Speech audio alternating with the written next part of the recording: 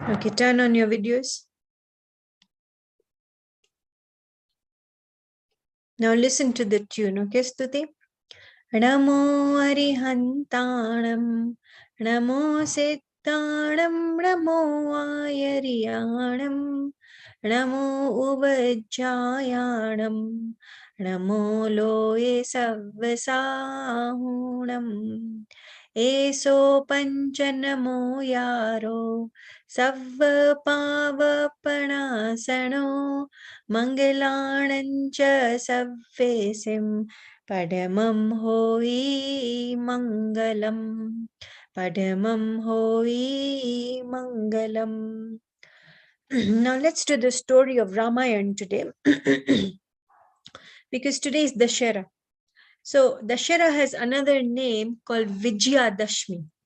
Vijaya means victorious. And Dashmi, as you might have guessed, it means 10, isn't it? Because Das means 10, isn't it, Ahil?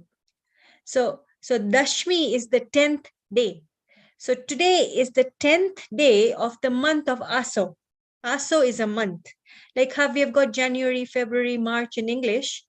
In Gujarati, this month is called Aso. And today is the 10th day, so it is called 10th. And on this day, Ravan was killed. Who is Ravan? So Ravan, Lakshman, Sita, Ram, Hanuman, Sugriv, all of them were born during the time of the 20th Tirthankar, Muni Surat Bhagwan. When were they born, Ahil? They were born during the time of the 20th Tirthankar called Muni Surat Bhagwan, Moksh. And then Sri Ram had, this is what I've read. It might vary from book to book. He had a life of 17,000 years. How many years do we get? 75 years. So he had a life of 17,000 years. Lakshman had a life of approximately, you can say, 12,000 years. So very, very long lives they had at that time. Very long lives, very tall, very, very tall personalities they were. Not only in height and body, but even their mind was very sharp at that time. So according to Jain histories, Stuti, we have 24 Tirthankars, 12 Chakravarti, 9 Balbhadra, 9 Vasudev, and 9 Prativasudev. These are the important men. Now, how does one get that position? Ahil, how does one get the position of a CEO? Like they work very hard. Exactly.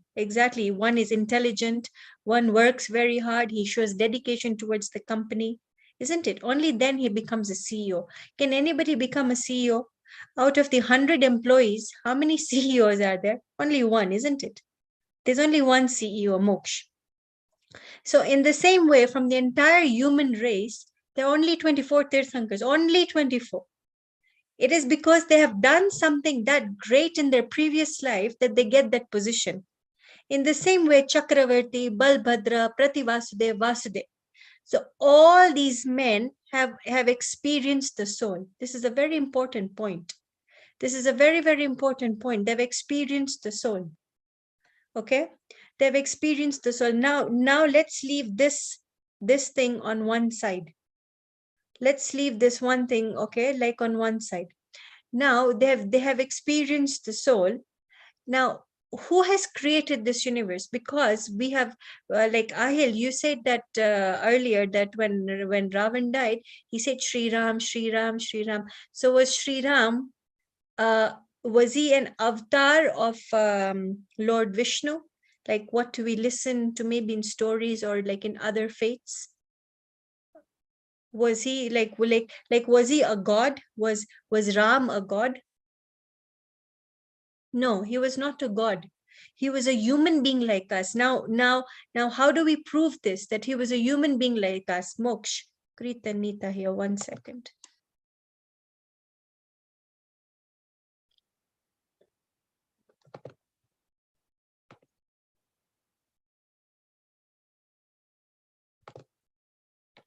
Hi, Kritni, Jai Jinendra. Jai Jinendra. We're doing the story of Ramayan. You shouldn't have come late because first of all, we were waiting for you for like 5 minutes. So like we also wasted time. So we're doing the story of Ramayan. Now there are 24 Tirthankars, 12 Chakravarti, 999 Vasudev, Prati Vasudev, and Balbhadra, isn't it? You already know this, both of you. So who was Ram? Preet, he was a Bhagwan, wasn't he? No, he was not a Bhagwan. Clap for Preet. He was a human being like us. He was a human being like us. How do we prove this? How do we prove this? Neat. We can prove it because in his previous birth, Ram was a person and he had many, many, many previous births where like Ram, Lakshman, Sita, and Ravan were together for so many births. For so many births. And out of the four, the three, Ravan, Lakshman, and Sita were together for more births compared to Ram with them. So these three, Ravan, Lakshman, and Sita were together for far many more births compared to Ram being with them. Now, what happened in the previous birth, Neat? That Sita used to like Ram and she wanted to marry him. And Ram also wanted to marry Sita. But Ravan in the previous birth moksha, he was a prince and he was a very arrogant prince. He wanted to marry Sita. And who was Lakshman in the previous birth? He was Sita's father, who was a purohit. Like, what is the meaning of a purohit? Purohit means he was like a priest. Basically, he was like a priest. So these four were together in the previous birth. Now, what happened, Preet? Do you know the story of what happened? Sit straight. Don't sit like that. So now what happened in the previous birth? That there was a fight between Lakshman, who was the father, who was the priest, and Ravan, because Ravan in the previous birth forcefully wanted to marry the girl who was Sita. And like obviously Sita did not want to marry him. And then forcefully there was a fight where like Ravan, the prince, he killed Lakshman, the father, the Purohit. And then Sita was in rage and Ram saw all this. And then he became a monk. He's like, I don't want to get involved in these worldly affairs. I am like tired of this, likes, dislikes. And then he became a monk. Now, this is an important point that he became a monk because later on in the birth of Ram, we will understand why. So now Sita was in rage. She was in a lot of anger.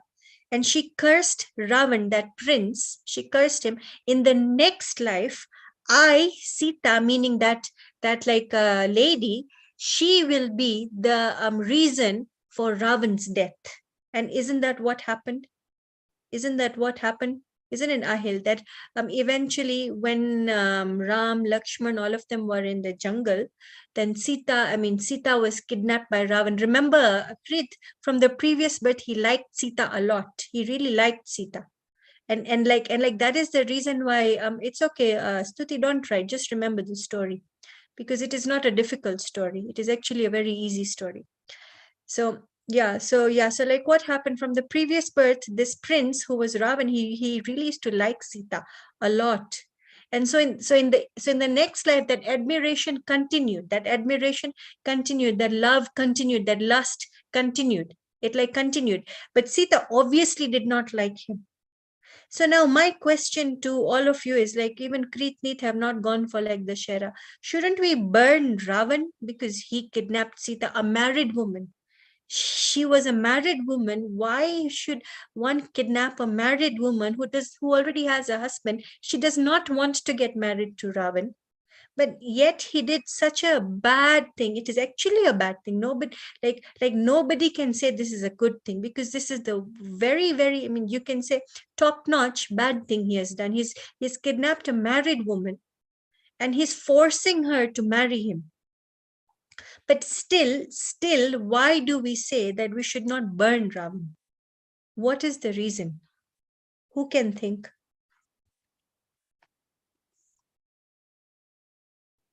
Yeah, Kreet.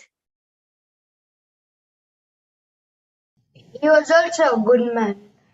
Yeah, look, Kreet's point is valid. He was also a good man.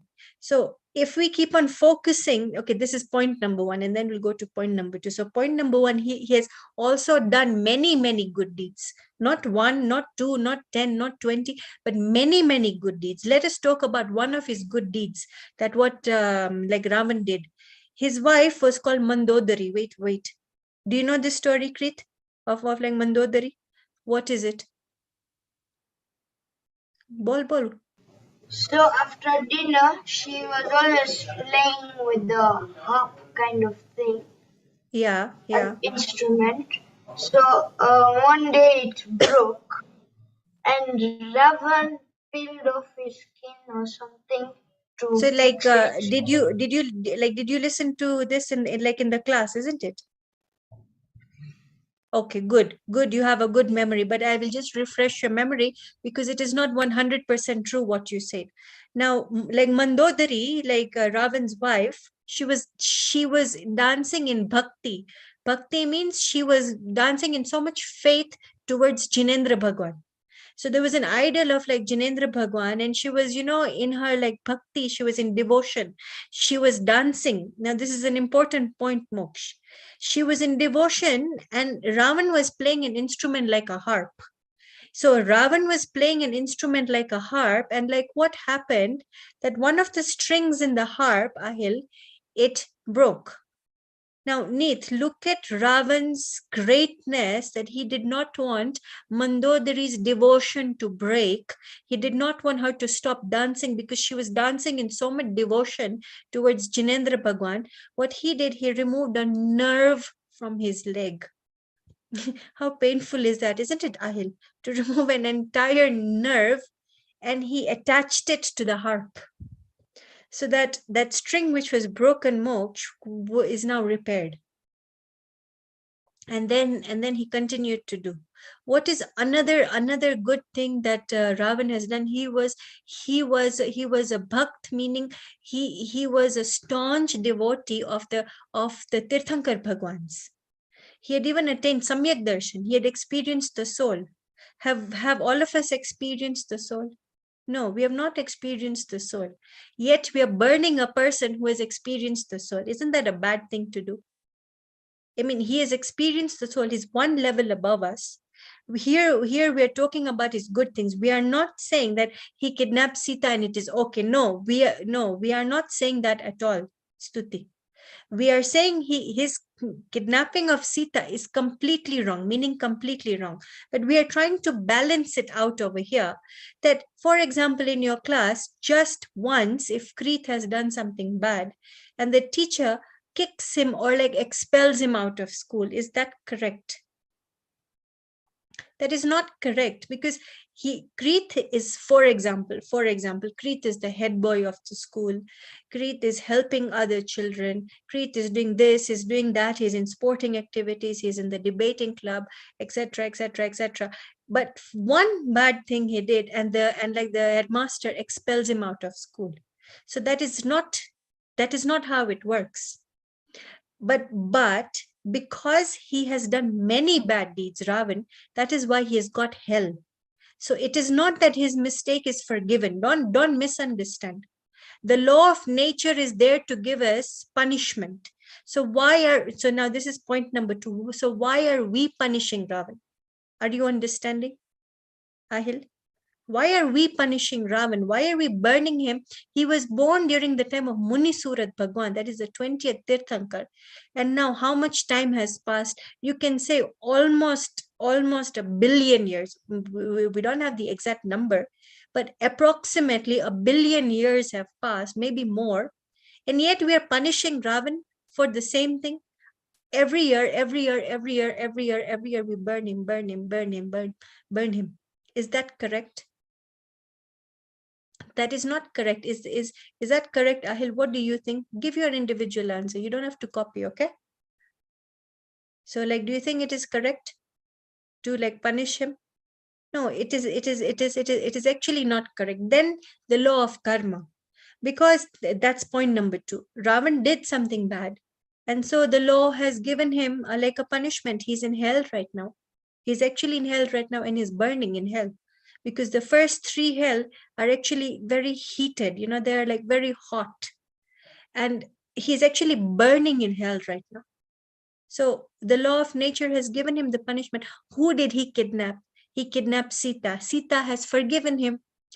How can I say this, that Sita has forgiven him? Because Sita is in Swarg right now. She's in heaven right now. And Sita went from heaven to the 3rd hell where Ravan is. And she's telling Ravan, you are going to be a Tirthankar in your next life. So let me take you out of hell. Look, Sita has forgiven him. Sita is the one who was hurt. She was, like neglected by her husband, because the whole of Ayodhya said you lived in like Ravan's house. So now you can't come back as Ram's queen, because you are now a disloyal woman. How can you come back to Ram? Imagine the whole city insulted Sita for something which was not her fault. In fact, she was like a victim when you think about it. She was a victim, she was kidnapped. She had no desire to marry Ravan. And then when Ram freed her, brought her back to Ayodhya, the whole city is against Sita. Sita must not live with Ram. This is what the whole city is saying. And then Sita was pregnant with Love and Kush. Imagine like a pregnant lady being thrown into the forest. How much has Sita suffered? Yet this Sita, who was hurt so much by Ravan, Ahil, she is forgiving Ravan. She is now in Swarg. So if she has forgotten it, why are we punishing him? Are you understanding, Preet? So why are we punishing Ravan? Why are we burning him, making it such a spectacle? Why are we punishing Ravan? Now, point number 3. If you look at the story of Parshana, Bhagwan, and Kamat, this story we have done. I think Ahil was in London at that time. Okay, so in this story, what happens is that Kamat has revenge against Parshanath for many, many, many lives. But Parshanath in every life keeps on forgiving him, forgiving him, forgiving him, forgiving him. Then eventually in the last life, when like Parshanath was thrown stones, Kamat threw stones at him. And what happened? Parshanath went deep in the soul and he attained Keval Gnan and he became Bhagwan. So it is showing to us that we are not a body. This story is actually showing to us that the revenge we have against each other, we are not bodies. Like for example, in the house, 2 people can be fighting. And once they die, one is born in America, one is born in India, and then they never meet. Are you understanding the concept? That who are we to punish when the law of nature is there? So let's take that example of those 2 men fighting in the house. One is born in America, one is born in India. And individually, karma is giving them their fruit. If they did something bad in their previous birth, something bad will happen to them. If they did something good will happen to them. So who are we to punish? Are you understanding? Who are we to punish, and who are we to say Ravan is totally a bad guy, when that is not a reality? That is actually not a reality. So he kidnapped Sita. Now, this is a crucial point, Neet. He kidnapped Sita, but he never touched her. Men should understand this. Also, women should understand this, but men should all like boys should understand this. Moksh, look over here. He kidnapped Sita, but he never touched her. He said, when she is willing to be my wife, that is when I will touch her. Look at his decency. Look at his decency. Because these days we hear about rape all the time. Women are raped. So look at Ravan's decency, Preet. That until the woman says yes, he's actually respecting her wish that she does not want to be with him. So that is the decency of Ravan. Stuti, look over here. Don't write. Yeah. This is the decency of Ravan. That how many men can we say in this 5th era are like that? We keep on hearing about rape all the time.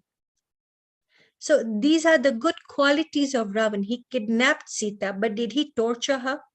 No, he did not torture. He said, you can come live in my palace. Whenever you want to marry me, I will marry you. But he did not torture her in any way. Again, we are not negating the fact that he kidnapped her, which is a wrong thing to do. But the law of nature has given him that punishment. He's in hell. He's in hell right now. Are you understanding? So we should not be punishing when there's the law of nature. This is what this story is telling us. And the more important point this story is telling us that who Atma chu, Ravan in his previous birth was Ravan, and imagine in the next birth he will be Tirthankar. To that same Ravan, we will be saying Jai Jinendra. We will be saying Namo Arihantanam, Namo Siddhanam. Imagine, to that same Ravan. To that same Ravan, we will actually be going to the temple and bowing down to him, because there will be an idol after he goes to moksha. There will be an idol of him, like Mahavir Bhagwan. Now Mahavir Bhagwan is in moksha, he's in Siddhashila. So now there's an idol of Mahavir Bhagwan. Then there'll be an idol of Mahavir of like Ravan, and everyone will be saying Namo Rihantanam, Namo Siddhanam. Are you understanding, Preet? So like you got new points, yeah, today. You because you already know this story. I know that you know this story, but like, did you get new points today? Also, we had to repeat the story because I think Ahil and like Stuti Moksha have not listened to the story. So also for them and also for you, it is good revision, isn't it? Because some points you knew, but you are mixing them with other points. Ahil, for you, this was a good like learning, because you knew two half stories, isn't it? You knew two half stories, which were both not, you know, when you bake a cake which is half baked, like, will you like the taste of it? In fact, it will cause problems in your body because there will be indigestion. So never listen to something which is half baked, which is a half story, because you are putting together two half stories and your entire story was wrong. Okay, Ahil? Fine. Stuti Moksha, any questions? No. So this is in short the story of Ramayan. And where did Ram attain moksha from? Which place? See now, Preet, you don't. Oh, Preet remembers. Good, boy. Mangitungi. Where is Mangitungi? Mangitungi is a mountain. Where is Mangitungi mountain? Where is Mangitungi mountain? It is near Nasik city. So it is approximately, you can say 3 and 2, approximately 5 hours from Mumbai. Approximately, maybe 6 hours. It is approximately 5 to 6 hours from Mumbai city. So if you ever want to go and visit this beautiful mountain, it is really beautiful. I'm telling you, I've seen it and it is such a beautiful mountain. They've got carvings of Jinendra Bhagwan, of Tirthankar Bhagwan in the caves. And it is worth to see it. It is a beautiful, beautiful mountain. And even you don't have to climb so much. And if you just climb, like boys like you will climb it in about 1 hour.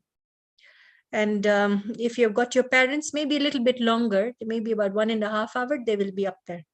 So it is a beautiful mountain. I think your dad and mom are sitting there, isn't it? So it's good that they're listening to the story. Okay, so it is a beautiful mountain which is 5 hours away from like Nasik city. I mean, sorry, from Mumbai, and it is worth to see this mountain. Anytime you go to India, go to Devlali.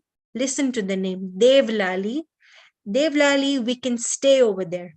We can actually stay over there. And from Devlali, it is about 3 hours away, maybe 2 hours away. It is about 2 to 3 hours away from Devlali, because there we have a lot of Jain centers where we can stay there. There's food, there's accommodation, there's everything. And like Devlali and Nasik are very, very close to each other. Okay, yeah, Moksha, ask. I just had one question. One was about the Ramayan fact. Is that I wanted to ask that if in the Hindu version they are saying that she got pulled out of the Lakshman Rekha no, by Okay, so in like ours, there is no Lakshman Rekha. In our Ramayan, there is no Lakshman Rekha. But I will still confirm, and I will like let you know if the Lakshman Rekha was there. The point is not the Lakshman Rekha. The point is she was kidnapped. Whether Lakshman Rekha, no Lakshman Rekha, Ahil, you might not know what is a Lakshman Rekha. So when Sita and Ram were in the forest, what happened? That Ram Lakshman were away one day, like out in the jungle, and Sita was alone in the house. And in that house, of course, it's a forest. You see, it's quite dangerous. So what Lakshman did, he drew a line, and his name was Lakshman. So he drew a line which was called Lakshman Rekha. He told Sita, do not come out of this border, this line that I have drawn. Now, what did Sita do? She came out of that border, and then Ravan kidnapped her. But according to Jain scriptures, I don't think there's a Lakshman Rekha. However, I will confirm, but that is not a very important point. Whether there is or there isn't, that is not an important point. The point is that she was kidnapped. She was basically kidnapped by like Ravan, and like this is how the whole Ramayan came into play, because of one revenge that Sita told herself in the previous birth, that to Ravan in the previous birth, that I will be the reason for your death. Now she actually basically she manifested all this when you think about it, because she wanted to take revenge in her previous birth. Are you understanding, Neet? That she's the one who wanted to take revenge on like Ravan. Imagine in her previous birth, if she said, I will become a nun now, I will become like an Arjika Mata, and I will now focus on the soul, would she have suffered so much, Krit? No, she would have not suffered so much. Now, one point, I will turn on your video. One point that I want to connect from the previous birth.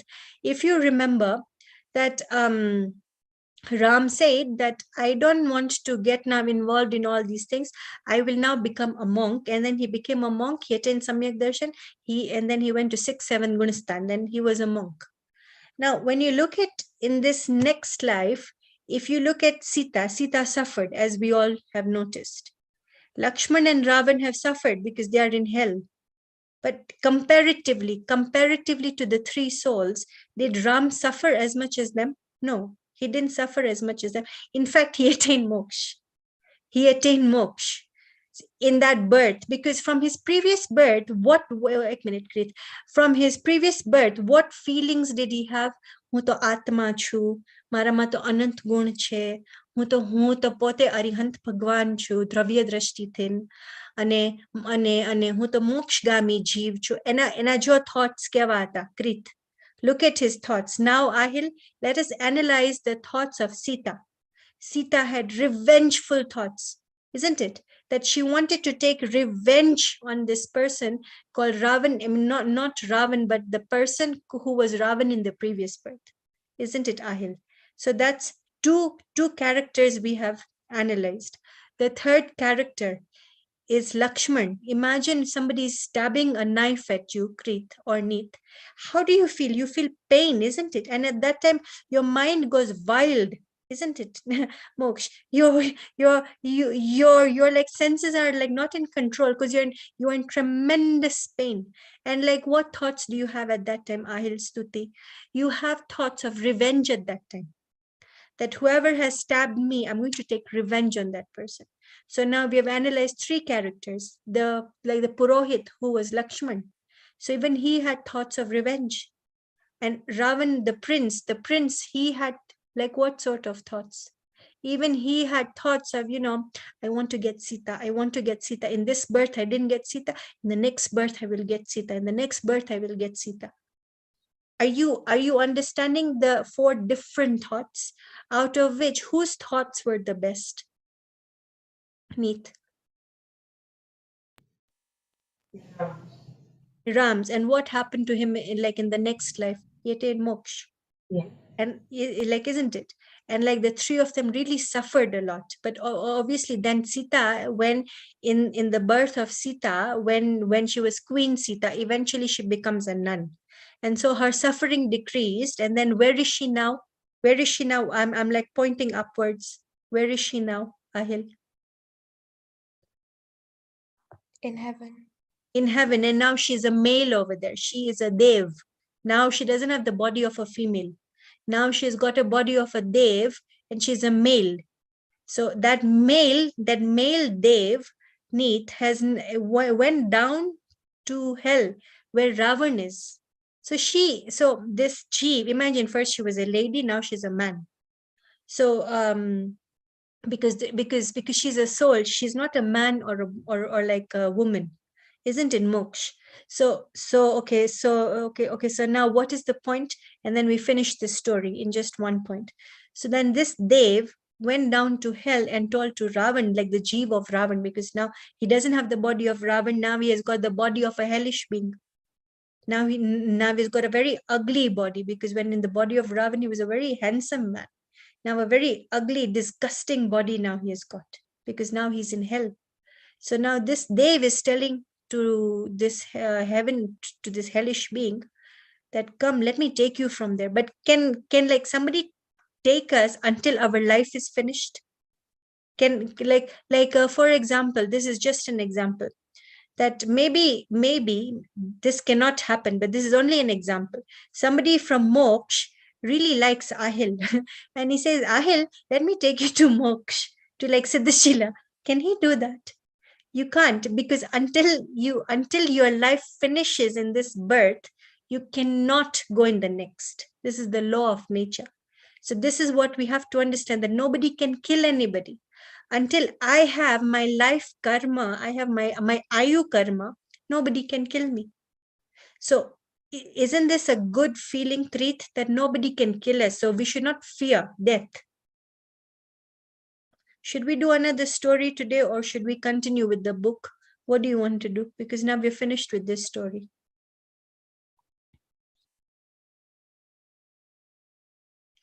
Quick. We have We do another story. Okay, so we do another story, which is showing like a young boy, like you call Abhay Kumar. This is a very, very interesting story, because all of you have been very good so far, and like in the book even we have like progressed well, apart from Preet Neeth, because you're missing classes. Okay, don't miss classes, because in the book now Stuti, Moksha and Ahil have like gone ahead. Okay, so now be regular. Okay, so now let's do the story of Abhay Kumar. Now, Abhay Kumar was born in a very poor family, young boy, maybe the age of 10, 15 years old boy. And he had older brothers. And they were living in a lot of poverty. They just didn't have money to eat. They didn't have money to go to school. But look at Abhay Kumar. Abhay Kumar was always engrossed in like, feeling that hu to atma chu. He used to go and do Jinendra Puja, like hamra jaiva, like Stuti and Moksha and Elokai both fine kari, like Beye Puja. Moksha was asking questions, Stuti was asking questions. Eloka Beye Puja both fine kari, Mahavir Bhagwan, on like Sunday when we went to the temple. So this young boy called Abhay Kumar, he was always engrossed in like doing good deeds. He would do swadhyay. Swadhyay means the like what we're doing right now is called swadhyay. That he was always studying good scriptures. He was learning good information about what is soul, how to experience the soul. Hunto atma chu. What happened one day?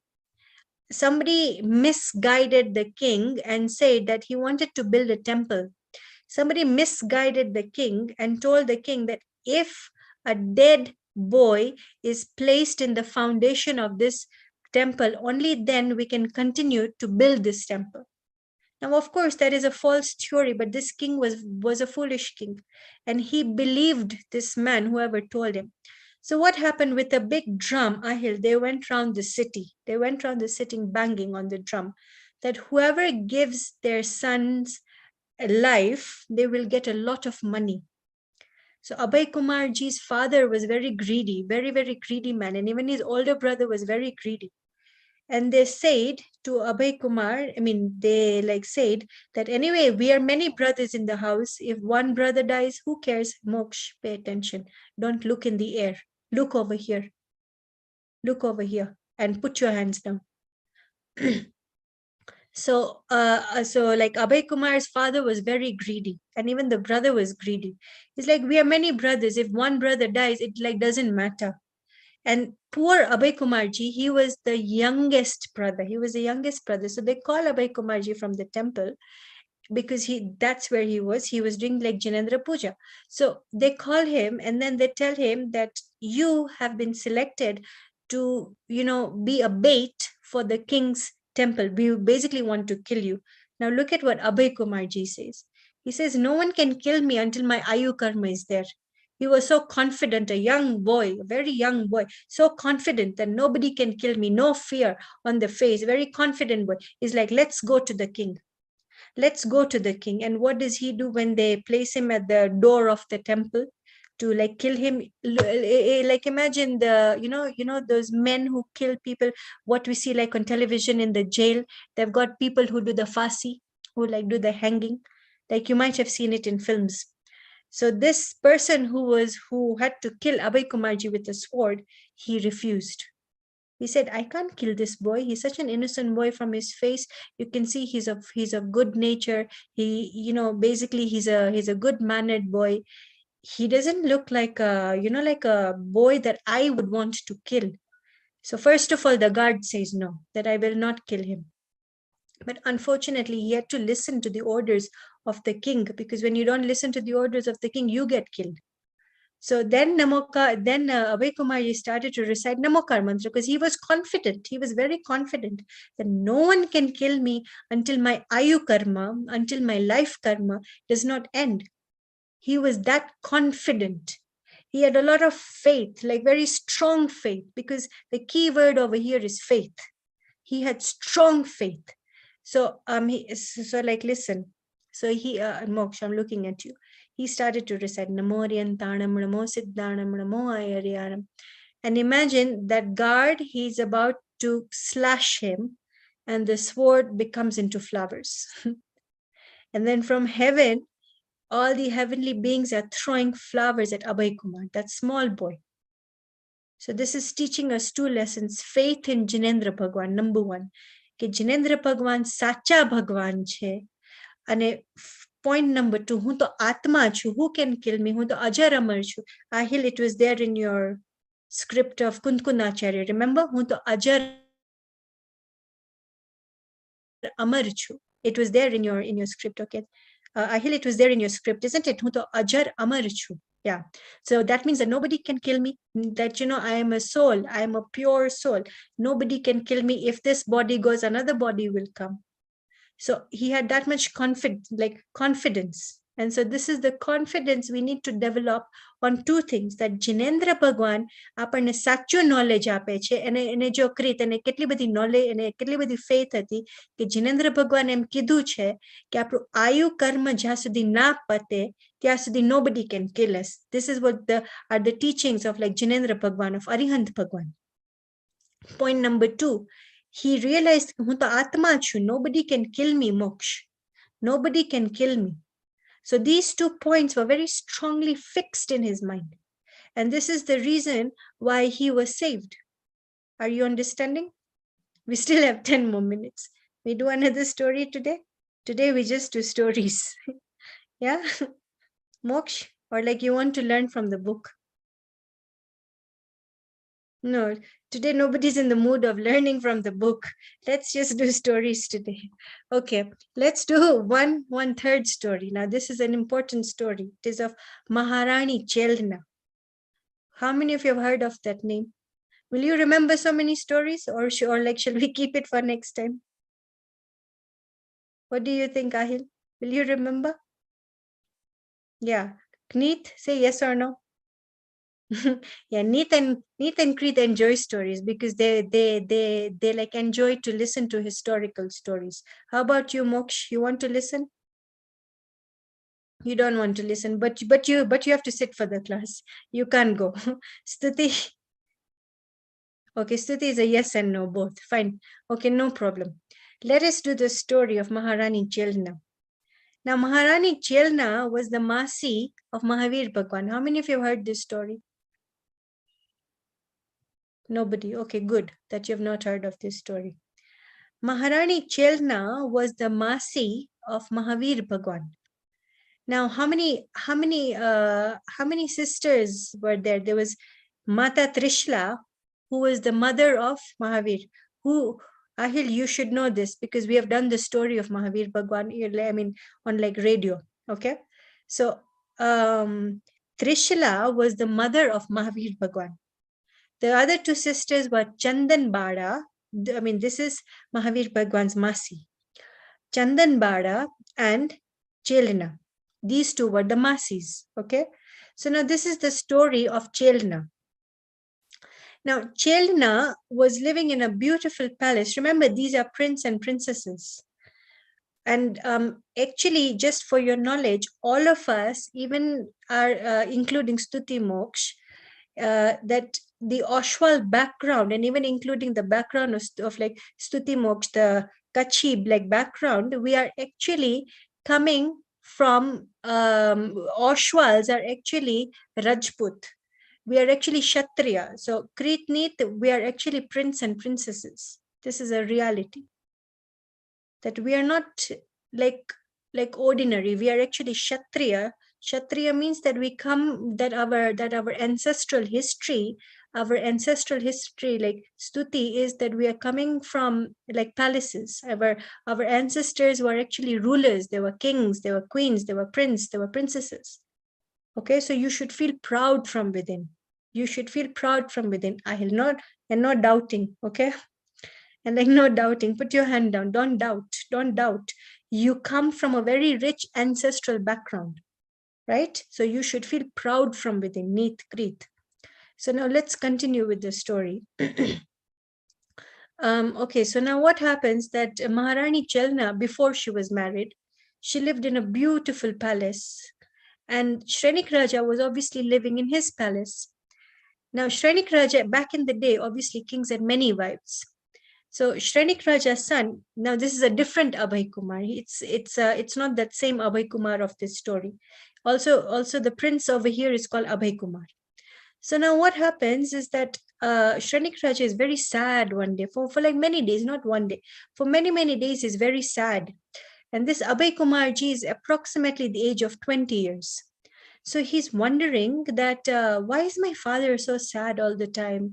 And of course, the father is not able to tell that he wants to marry this other lady called Chelna. This princess called Chelna, and he wants to bring. And then Abhay Kumar somehow finds out that this is the reason for my father's misery. What does he do? He helps them to unite, and then they both get married. So this is how the beginning is of Chelna Rani, and this is how she comes into the palace. And the background of Chelna Rani is that she was a strong devotee of Jinendra Bhagwan, a very strong devotee that I am like you can say proud to be Jain. She was coming from that sort of a background. And over here, on the other hand, Shrenik Raja had a very strong belief in Buddhism. He had a very strong belief in like Buddhism. So he used to believe like in Buddhism a lot. And fine, the two of them get married. Now, what happened at that time, that the spread of Buddhism was a lot, like how we did that story of Akalang Nikalang, Stuti Moksha there. So at like that time, they like the spread of Buddhism was a lot. So Chelna Rani was very sad. She's like, Jinendra Bhagwan has got infinite knowledge, and yet yet the spread is not so much. So she was feeling very sad from inside because she was a Samyak Drashti Jeev. She had experienced the soul. And she was feeling very sad all the time. So Shrenik Raja asks her one day, why are you so sad? What is lacking in the palace? You have a beautiful palace. You have all the servants. You've got beautiful clothes. You can go wherever you want to. You can enjoy life like as much as you want to. Still, why are you sad? So she was sad that the spread of Jainism was not that much. So that was her sadness. Then because Shrenik Raja was believing in Buddhism, so she tries to explain to him that this is the reason why I'm sad. But obviously, Shrenik Raja would not understand because he would be like, so what? Like he had that sort of an attitude. So what? Then Chelna Rani thinks that I'm going to teach him that why Arihant Bhagwan has got infinite knowledge, and why all these other gurus of other faiths, why they don't have infinite knowledge, but they're saying they've got infinite knowledge. They are saying that they're Bhagwan, but they don't have infinite knowledge. Now she plays a trick. Moksh, listen, because Shrenik Raja must listen. Okay? Okay, fine. So now what happens? Shrenik Raja invites his two gurus to the palace for like lunch one day. And beautiful food, I mean, not beautiful, but tasty food has been prepared. Tasty food has been prepared, and everyone has been, like, told to make the best form of food, best ingredients, best of everything, because Shrenik Raj obviously has got a lot of faith in his gurus, the Buddhist gurus, and he brings them, with respect. He like gives them a nice seat. He like offers them food. Now they're finished eating food. Now this is the funny part of the story. Now they're finished eating food, everything. Chelna Rani asks them, they made kheer. So Chelna Rani asks them that, how was the kheer? So both the gurus say, oh, very tasty, because the best ingredients were used. The best ingredients were used. That's what Chelna Rani said. Okay. So what was in the kheer? And then they say, obviously, milk, rice, elchi, kesar, etc., etc., etc. So this is what there was. Then they ask him anything else, because remember, they say that they're gurus and they have got the same amount of knowledge as Arihant Bhagwan. They say they claim that also they have got infinite knowledge like Arihant Bhagwan. Then Chelna Rani asks once again, are you sure that this is all there was? Anything extra? Like did you taste anything extra? Was there anything put in the kheer? Even she asks them to that extent. Was there anything put in the kheer?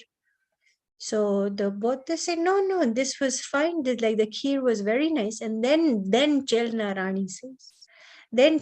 Rani says, that shoes were put in the kheer, in the big pot. It's not like sufuriyas like us, what we have at home. Our sufuriyas are small. Imagine they're living in the palace. Their sufuriyas are huge. They're like very big sufuriyas they've got. So they had put shoes in that kheer.